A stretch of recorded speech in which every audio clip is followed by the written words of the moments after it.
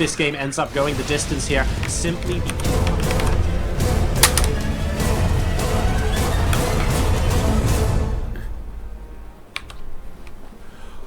Welcome, ladies and gentlemen, boys and girls, to Expedition Lost in game number 3 of the potential best of 9 we have here this evening on the hot seat by Ding It TV.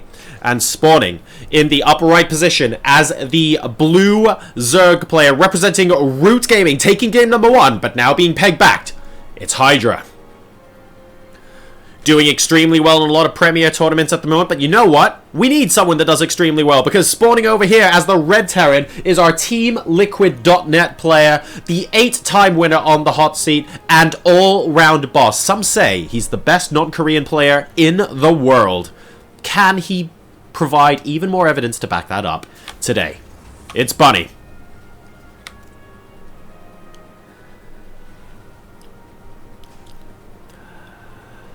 Well, we have a series on our hands. I'm really looking forward to this. I really want to know what your score predictions are as well, guys. Let me know what they are in chat or on Twitter. I don't really mind which.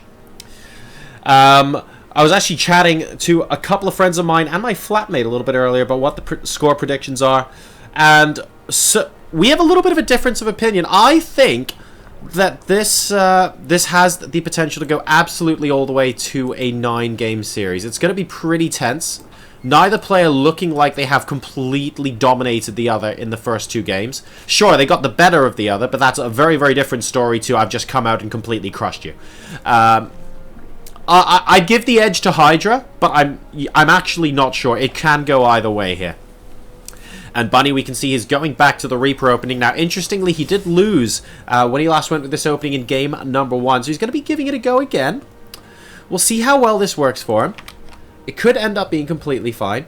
And we are going to be going with the command center behind this as well. So the Overlord will be able to spot this from Hydra's point of view. And we'll see that it's gone down not early enough to be a command center first, which is probably pretty crucial here. And if he doesn't spot the Reaper with that Overlord, well, he kind of does for a split second. But I'm 90% sure that he will know that he's going to have to defend against this. 6 Zerglings on the way, by the way, and they are going to pop as the Reaper pops in. So there's the first 2.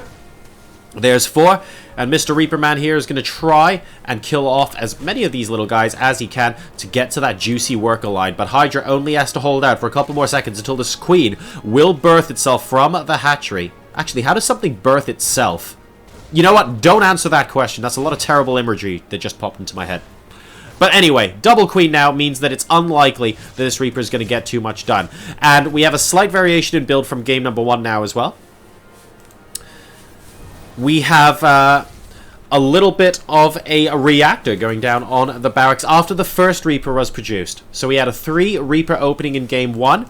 We're actually going for the reactor and a double Marine straight away in game 3 here. So Bunny moving it up just a bit. They're on patrol now just to scout out any Overlords that might be popping around here to make sure that they basically can't come in and scout anytime soon.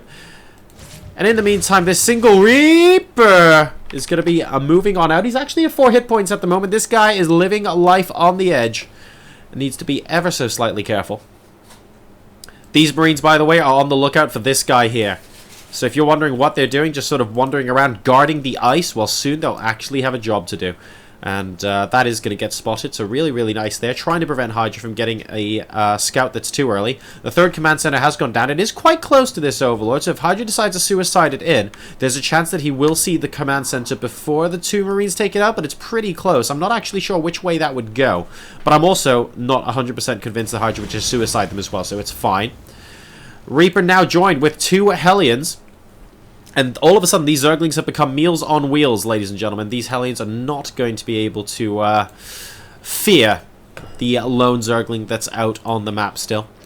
And Hydra aggressively spreading his creep. We've seen that in all of the games so far. He's been very, very good about that, actually. And generally just bossing it up. Spinecrawler coming down for him as well. Things looking pretty good in Hydraville. And not too much by way of complaint for either player in the early stages of this game. A little bit of harassment from both, sure. But nothing that's particularly mind-blowing. Oh, be able to pick off possibly that creep trimmer. Yes, does a very good job there. But actually, there are enough queens that they don't need to be afraid of them right now. Hydra are spreading creeps so aggressively. He's up to 5 queens, and that's off of 2 hatcheries, of course. He'll be able to get more in just a second. Hydra, in the meantime, well, he's being a little bit of a sneaky beaver. And it looks like he's going to try and go potentially for another counterattack. The third base is being fried up just a little bit, but it does take a long time to deep fry a hatchery. And as a result, Hydra's not going to be too worried. Do we have a couple of... Ooh. We probably want to get one of those creep tubers actually back over here to connect the second and third bases, because these queens are kind of out in no man's land at the moment, and this Reaper is going to find out what death tastes like. There we go. Running straight past a spine crawler. Probably not a good idea if it turns out you're very squishy. Oh, and these Hellions, they need to be oh so careful. They are about to get surrounded by the... Oh, actually, Buddy doing an incredible job here, I have to say. But it looks like he will eventually lose both of these Hellions. Great micro there from Hydra and fantastic splitting. And, well, these Zerglings are on pretty low health, and he's lost a few as well.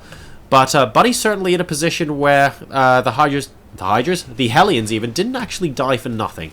So that's not too bad. We're sneaking over to the third base now, though, from our Terran player, and that concerns me because the number of Banelings that are about to morph out on the map make me think Hydra is wanting to finish this off super early indeed. We have stopped on 40 drones. You see this third base, guys? Only 2 drones have been made here.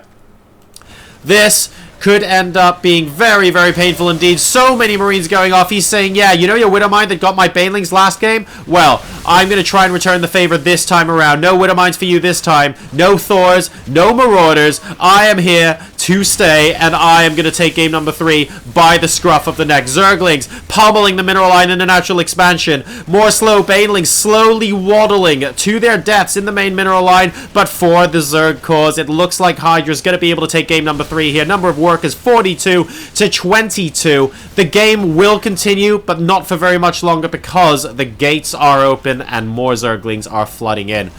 So after the longer games in Game 1 and 2, Hydra mixing it up, showing that with this all in, he is able to mix it up and really start putting some aggression onto Bunny as well. Excellent positioning on these Marines, but even more excellent positioning on these Zerglings because they're right in the mineral line, and mules aren't even going to be able to mine there. And that's 5 mules and 1,000 minerals he's losing out on, while these Marines continue to do their expendables heroics down here. A single Marine with 6 kills, not bad. Unfortunately, some of these Zerglings have enough SCV kills that this game is about to get written off. 77 versus 27 supply, and this early attack has caught Bunny completely by surprise. But it's okay, we have a bunker.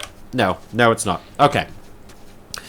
So Bunny at the moment, probably kicking himself. He's lost both engineering bays at the front as well. I mean, yes, the worker count's 46 to 6. So that tells you the story. I've got triple mules, guys. Don't even worry about it, said the Terran player. Unfortunately, this follow-up is looking like it's about to absolutely crush all remaining Terran hope. Bunny needs a heck of a lot more than a mule and a chair now, guys. Sorry. Spoiler alert.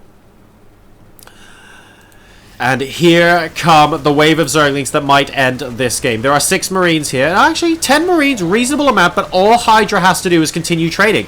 He doesn't have to kill more SCVs. He's very happy to continue killing off all these Marines. And, well, let's see. Micro Wars, ladies and gentlemen, as 6 Banelings pop on in. Good Widow Mine, well, kind of a good Widow Mine hit. It took out a fellow Widow Mine and a bunch of Marines as well. And that Zergling manages to get killed off. 45 workers killed in this game so far, and this drop, well, it's an empty medevac, and Hydra hasn't GG'd.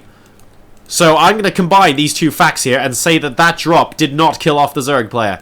Unfortunately, Bunny now fighting an uphill battle. He is back up to 40 supply. He's got Widow Mines on the field now, at least. And he might try and do some sort of tactical attack one place or another, but if these drops disappear, then so do Bunny's chances of getting any real damage done in the game. How is Hydra's multitasking at the moment? Here we go. Moving into the main base. 8 Marines picking off the spawning pool here. We have an additional army moving towards the third base. Where is the army from Hydra? How will he respond to this aggression? Spinecrawler is out, actually killing Marines at an alarming rate. Inside the main base, the spawning pool is dead. Ability to make Zerglings right now, absolutely 0 for the Zerg player. Is Bunny going to find a way to bring himself back into this? 4 Marines now. Oh, but those Zerglings popped out at possibly the most critical time. And it looks like this is going to get cleaned up in the main base. He's delayed Hydra by an awful... Whoa. He's delayed Hydra by an awful lot here, guys, and that's good. But Hydra at the moment, well, he's on lair. He's still on 65 drones.